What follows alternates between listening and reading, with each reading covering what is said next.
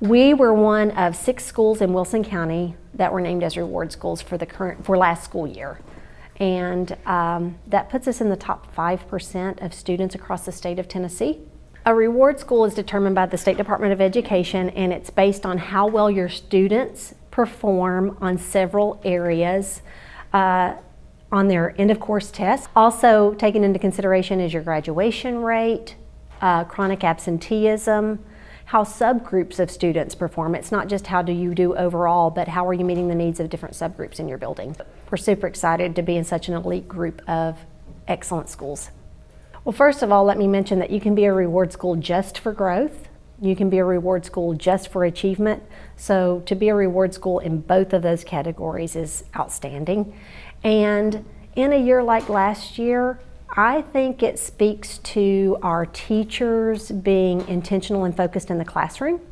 I think it speaks to students wanting to learn and wanting to move forward and doing all the things that weren't fun at the time. But I think our students worked hard, our teachers worked hard, our support staff showed up and did whatever was needed to make school happen. And then of course, even from our larger community, parents in our community, I feel like it was an all-group effort to get where we are.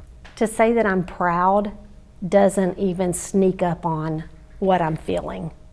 I am proud of our students, I'm proud of our teachers.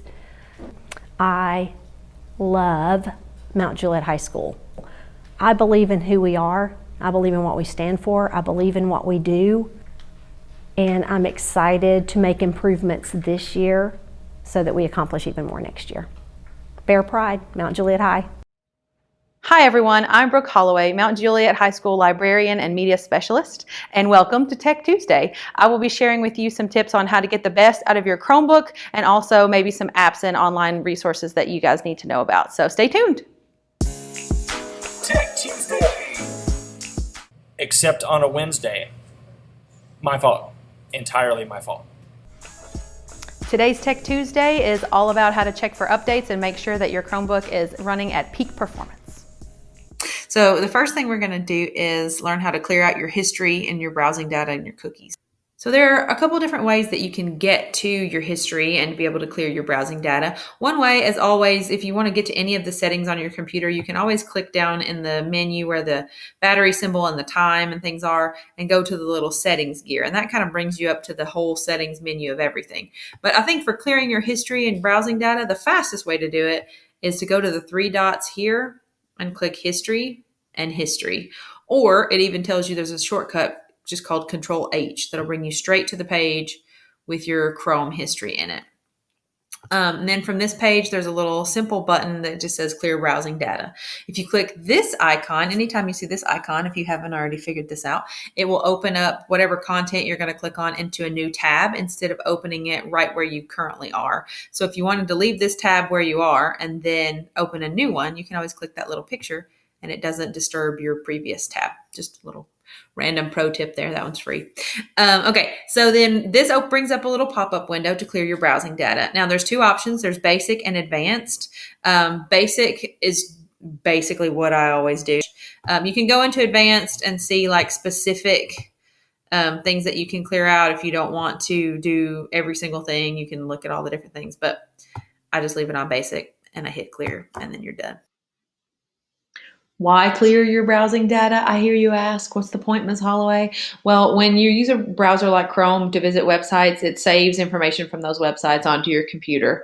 And clearing out your browsing data can help certain issues like formatting issues or slow loading speeds. So it's worth doing every now and then. The other thing I want to show you is how to check for updates on your Chromebook. At this point, I'm sure you've probably seen this little icon pop up before. It's called Gopher Buddy. This is part of Chrome and it checks for updates just to let you know when you have one available. It's not always perfect. I've seen it pop up before where you didn't have an actual update or sometimes it waits forever to pop up. So if you want to go through this route, you can. If that ever comes up, feel free to click OK and it'll bring you to the same screen we're going to do. But if you want to go in manually and not wait for the Gopher to tell you, then you can follow along with the next step. Now, if you've already cleared the history, we're in luck because you're already on the settings screen and you can just click on About Chrome to get there.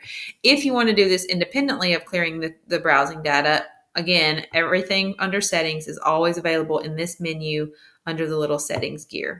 So we're going to go down to About Chrome OS.